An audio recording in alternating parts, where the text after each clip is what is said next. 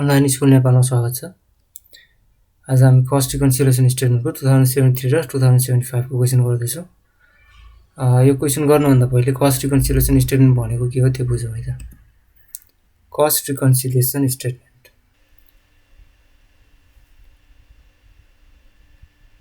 अब क्वेसनतिर लागौँ। 2073 सेट-सी को क्वेसन गर्दैछौँ। फर्मेट यही नै हो हैन। हामीले वर्किङ गर्दा चाहिँ सबैभन्दा ध्यान दिनुपर्ने हुन्छ यसमा, किनकि वर्किङ गर्न सबैभन्दा गाह्रो हुन्छ हैन। वर्किङ गरिसकेपछि खालि अमाउन्ट सार्ने मात्रै हो यहाँ। वर्किङ गर्ने कसरी त? वर्किङ गर्नलाई मैले यहाँले ट्रेक दिएको छु। यो ट्रेकलाई युज गरेर वर्किङ सजिलै गर्न सकिन्छ। ट्रेक बुझौँ है त पहिले। क्वेसनमा दिएको जुनसुकै ट्रान्ज्याक्सन छ त्यसको चाहिँ सुरुमा हामीले इन्कम र एक्सपेन्सेस छुटाउनु पर्ने हुन्छ।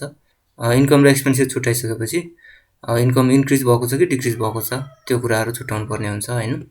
त्यति छुटाइसकेपछि यो प्लस माइनसको लागि ट्रिक हो, प्लस माइनस गर्नलाई सजिलो हुन्छ। हामीले कस्ट रिकन्सिलिएसन स्टेटमेन्ट गर्दा जहिले नेट प्रफिटबाटै सुरु गर्छौँ। नेट प्रफिटबाट सुरु गरेर त्यसमा केही कुराहरू एड गर्छौँ, केही कुराहरू लेस गर्छौँ, त्यसपछि हाम्रो रिजल्ट आउँछ हैन। यसको मतलब यो एड लेस हामीले केमा गर्दो रहेछ त? नेट प्रफिटमै गर्दो रहेछ। नेट प्रफिटमै जोड्ने घटाउने हो हामीले हैन। प्रफिट बढ्दा प्लस गर्छौँ, प्रफिट घट्दा माइनस गर्छौँ। इन्कम बढ्दा प्रफिट पनि बढ्दो रहेछ त्यही भएर प्लस गर्यो। इन्कम घट्दा प्रफिट पनि घट्छ त्यही भएर माइनस गर्यो। मतलब इन्कम र प्रफिटको बिचमा पोजिटिभ रिलेसन हुँदो रहेछ। तर एक्सपेन्सेस बढ्दा चाहिँ हाम्रो प्रफिट घटिरहेको हुन्छ। खर्च बढ्यो भने प्रफिट घट्छ हैन, अनि खर्च घट्यो भने चाहिँ प्रफिट बढ्छ। त्यही भएर एक्सपेन्सेस र प्रफिटको बिचमा नेगेटिभ रिलेसन हुन्छ। म अब यो ट्रिकको समरी भन्दैछु हैन, त्यो समरी मात्रै याद गरे पनि पुग्छ है त। हामीले इन्कमको केसमा बढ्दा प्लस गर्दो रहेछौँ, घट्दा माइनस गर्दो रहेछौँ, मतलब सुल्टो गर्दो रहेछौँ। तर एक्सपेन्सेसको केसमा बढ्दा माइनस गर्छौँ, घट्दा प्लस गर्छौँ, अर्थात् उल्टो गर्दो रहेछौँ। एक्सपेन्सेस बढ्दा माइनस, घट्दा प्लस, इन्कम बढ्दा प्लस, घट्दा माइनस। इन्कमको केसमा हामीले खासै याद गर्नु परेन हैन। इन्कम बढेपछि बढाइदिन्छौँ, घटेपछि घटाइदिन्छौँ, प्लस माइनस कन्फ्युजन छैन हैन। तर एक्सपेन्सेसको केसमा चाहिँ उल्टो हुँदो रहेछ भनेर बुझे पुग्छ है त। त्यति समरी याद गरे पनि यो ट्रिक याद गरेर राख्नु परेन। अब क्वेसन गर्नतिर लागौँ है त। सुरुमा भनिरहेको छ net profit as per financial account 60,000। यो प्रफिट दिएको भएर प्लसमा राख्यो हामीले हैन अमाउन्टमा, तर लस भनेर दिएको भए चाहिँ माइनसमा राख्थ्यो है त अमाउन्ट चाहिँ। अब यो हामीले सुरु गर्ने बित्तिकै कुनबाट हामीले सुरु गर्यो त? यहाँनिर फाइनेन्सियल अकाउन्टबाट सुरु गर्यो हैन। त्यसको माथि चाहिँ ह्यास लगाइहाल्ने है त, सुरुमै ह्यास लगाइहाल्ने। ह्यास लगाउनुको रिजन म एकछिनमा भन्छु। ह्यास चाहिँ लगाइहाल्नु पर्यो है त, जुनबाट सुरु गर्यो त्यसको माथि ह्यास। एमा भनिरहेको छ factory overhead on cost account 30,000, on financial account 40,000। Cost अकाउन्टमा चाहिँ 30,000 रेकर्ड भएको रहेछ, अनि फाइनेन्सियल अकाउन्टमा चाहिँ 40,000 रेकर्ड भएको रहेछ।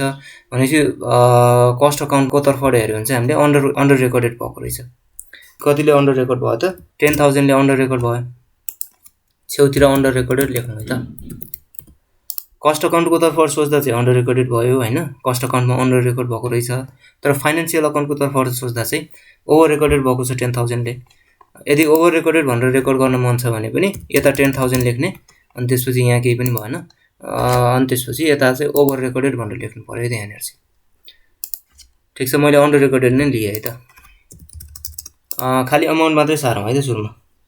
बीमा छ फाइनेन्सियल अकाउन्ट 12,000, फाइनेन्सियल अकाउन्टमा 12,000 भनिरहेको छ।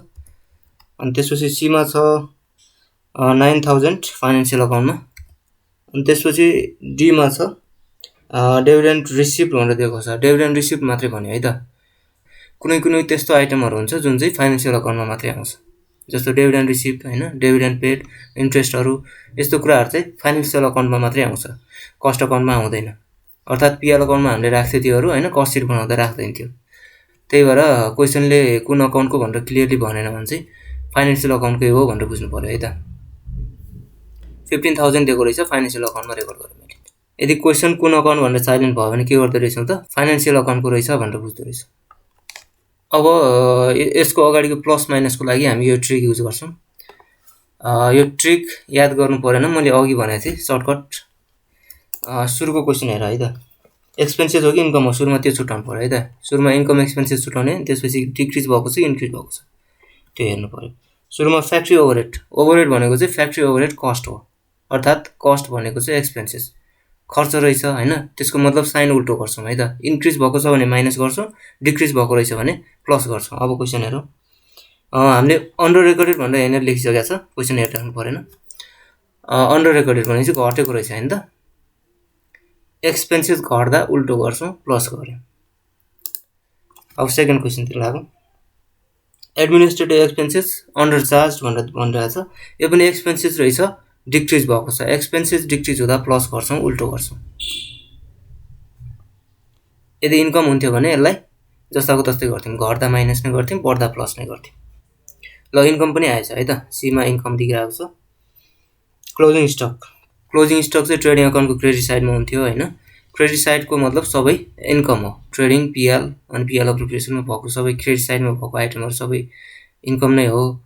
अब इन्कम हो भनेर हामीलाई थाहा भइसक्यो इन्कम र एक्सपेन्सेस छुट्याउँथ्यो हैन। इन्कमको केसमा के गर्छौँ त, जे छ त्यही नै गर्छौँ, बढ्दा प्लस गर्छौँ, घट्दा माइनस गर्छौँ। सिम्पल छ इन्कमको केसमा। यसमा इन्क्रिज भयो कि डिक्रिज भयो त, ओभर भ्यालुड भनिरहेको छ, इन्क्रिज भएको रहेछ। इन्कम इन्क्रिज हुँदा प्लस गर्छौँ, यदि डिक्रिज भएको थियो भने अगाडि माइनस लेख्थ्यौँ है त। अब लास्ट क्वेसन हेरौँ। डिभिडेन्ड रिसिभ भइरहेको छ, डिभिडेन्ड हामीतिर आइरहेको छ। आएपछि इन्कम नै भयो होला नि हैन, खर्च त होइन पक्कै, इन्कम रहेछ यो। डिभिडेन्ड रिसिभ इन्कम, इन्कम चाहिँ बढ्यो कि घट्यो त त्यो पनि क्लियरली भनिरहेको छैन क्वेसनले। बढ्यो कि घट्यो भनेर क्वेसन क्लियर छैन भने जहिले पनि है त इन्क्रिज नै बुझ्ने। अकाउन्टको जुनसुकै च्याप्टरमा इन्क्रिज र डिक्रिज भनेर हामीलाई कन्फ्युजन भयो भने चाहिँ इन्क्रिज नै रहेछ भनेर बुझ्ने है त। डिक्रिजलाई डाइरेक्टली डिक्रिज नै भनेको हुन्छ। यहाँनिर के भयो त, इन्कम इन्क्रिज भयो। इन्कमको केसमा बढ्दा प्लस, घट्दा माइनस। बढेको छ त्यही भएर यसलाई प्लसमै राख्यो है त, सबै प्लसमा आयो। यदि माइनस हुन्थ्यो भने अगाडि माइनस लेख्नु पर्थ्यो है त। प्लसलाई हामीले साइन लेखिराख्नु पर्दैन, अगाडि केही पनि छैन भने प्लस नै बुझिन्छ हैन। यदि यो माइनसमा हुन्थ्यो अथवा इन्कम घट्या हुन्थ्यो भने अगाडि माइनस 15,000 लेख्थ्यौँ है त। घटेको छैन, यतिकै छोडेँ मैले। अब म ह्यासको मिनिङ बुझाउँदैछु है त। ह्यासको मतलब चाहिँ ह्यास जुन साइडमा छ नि त्यो साइडकोलाई हामीले साइन उल्टाउँछौँ है त। यहाँ म छेउमा लेख्दैछु hash equal to opposite sign,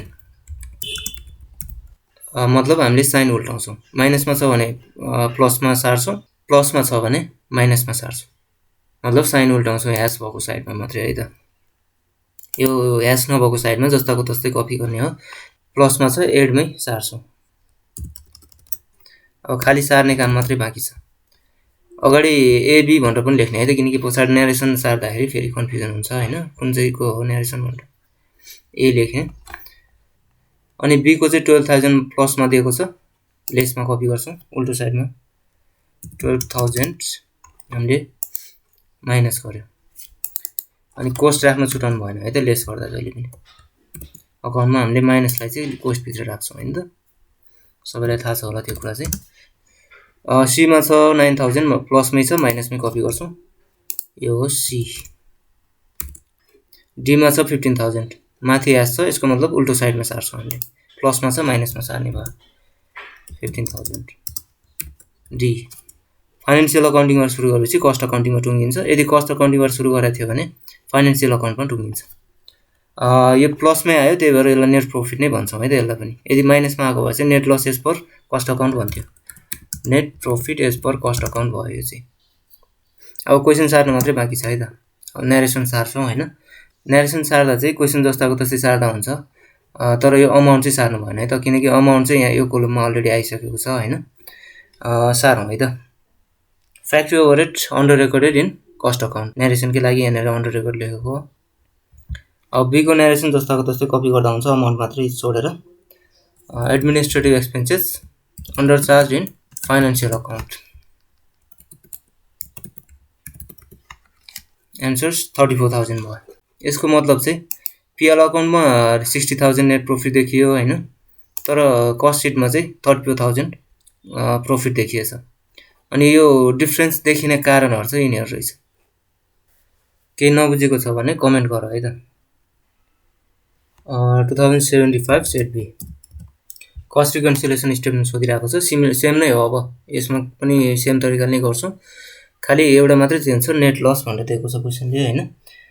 net loss shown by financial account 30,000, यो नेट लस है त। नेट लसको मतलब लस हामीले जहिले पनि माइनसमा राख्छौँ 30,000। अब यसपछि चाहिँ सेम नै हो, अघि जसरी गरे हामीले त्यसरी नै गर्ने हो हैन। अब सुरु गरौँ है त। एमा भनिरहेको छ income tax paid 40,000 shown in financial account भनिरहेको छ। सुरुमा अमाउन्ट मात्रै सारौँ है त। फाइनेन्सियल अकाउन्टमा 40,000, त्यसपछि फाइनेन्सियल अकाउन्ट 20,000। क्वेसनको लास्टमा हेरे मात्रै पुग्छ है त, कम्प्लिट क्वेसन हेर्नै पर्दैन। फाइनेन्सियल अकाउन्ट 5,000, अनि त्यसपछि डिप्रिसिएसनको 2वटा अमाउन्ट दिएको रहेछ। मैले कस्ट अकाउन्टको साइडकै लिएँ है त मैले, किनकि कस्ट अकाउन्टतिर कुनै पनि आइटम आएन, त्यही भएर। अन्डर रेकर्डेड छ के छ त, कस्ट अकाउन्टिङ त पर्छ त।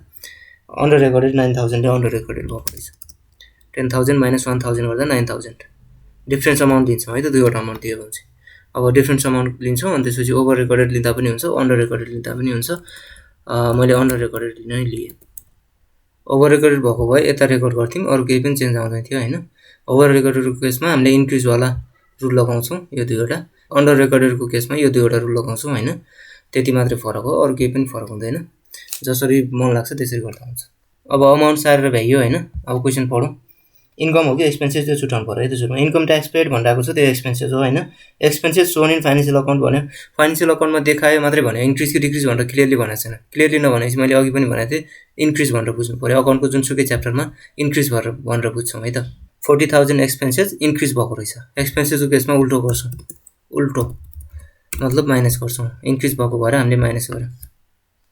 अनि सेकेन्डमा एक्सपेन्सेस नै रहेछ हैन। ओभरचार्ज भनिरहेको छ। एक्सपेन्सेस ओभरचार्ज हुँदा चाहिँ सेम अघिको जस्तै ओभरचार्ज इन्क्रिज भने एउटै कुरा भयो, यो पनि माइनस गर्यो। एक्सपेन्सेसको केसमा उल्टो गर्छौँ, बढ्दा माइनस गर्छौँ, घट्दा प्लस गर्छौँ। इन्कमको केसमा सेम नै हो, इन्कम बढ्दा प्लस, घट्दा minus. Interest on investment credited भनिरहेको छ। क्रेडिट साइडको आइटम दिएको रहेछ। क्रेडिट साइडको मतलब इन्कम नै हो, जहिले पनि क्रेडिट साइडमा इन्कम नै हुन्छ, एक्सपेन्सेस कहिले पनि हुँदैन। इन्ट्रेस्ट अन इन्भेस्टमेन्ट क्रेडिटेड भन्यो। इन्ट्रेस्ट अन इन्भेस्टमेन्ट मात्रै भनेको भए पनि यसलाई इन्कमकै रूपमा बुझ्थ्यौँ हैन, किनकि इन्भेस्टमेन्ट भनेको चाहिँ हामीले अरूतिर इन्भेस्ट गरेको हो हैन, त्यहाँबाट इन्ट्रेस्ट चाहिँ हामीलाई आउँछ, त्यही भएर इन्कम हो त्यो चाहिँ।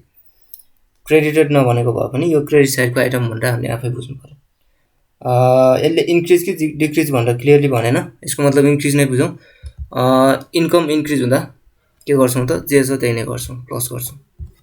अनि लास्टमा चाहिँ depreciation charge in financial account यति यति भनिरहेको छ। अनि अन्डर चार्ज भनेर थाहा भइसक्यो। यो डिप्रिसिएसन भनेको चाहिँ पिएल अकाउन्टको डेबिटमा हुन्थ्यो, अर्थात् एक्सपेन्सेस साइडमा हुन्थ्यो। डिप्रिसिएसन भनेको लस हो, लस अर्थात् एक्सपेन्सेस हो हैन। एक्सपेन्सेसलाई चाहिँ हामीले बढ्दा प्लस गर्छौँ, घट्दा माइनस गर्छौँ। यहाँ अन्डर रेकर्डेड भएको छ, अन्डर रेकर्डेड गर्दा चाहिँ हामीले प्लस गर्ने भयो, मतलब एक्सपेन्सेस घट्दा प्लस गर्यो, उल्टो गर्यो। अघि मैले ह्यास लगाउन छुटाएछु, छुटाउनु भएन है त कहिले पनि। फाइनेन्सियल अकाउन्टिङको माथि चाहिँ ह्यास लगाइहाल्नु पर्यो सुरुमै।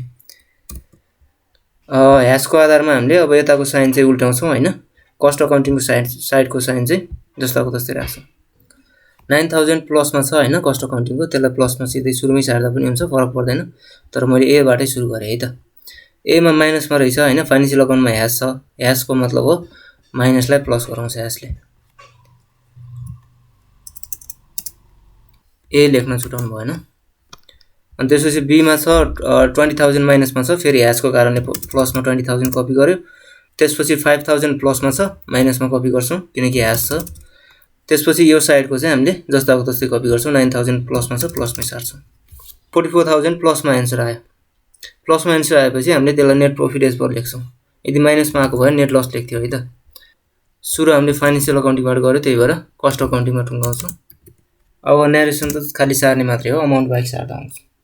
आज यति नै गरौँ है त। कम्प्लिट क्लासको लागि मुनि डिस्क्रिप्सनमा दिएको नम्बरमा कन्ट्याक्ट गर्न सक्नुहुन्छ।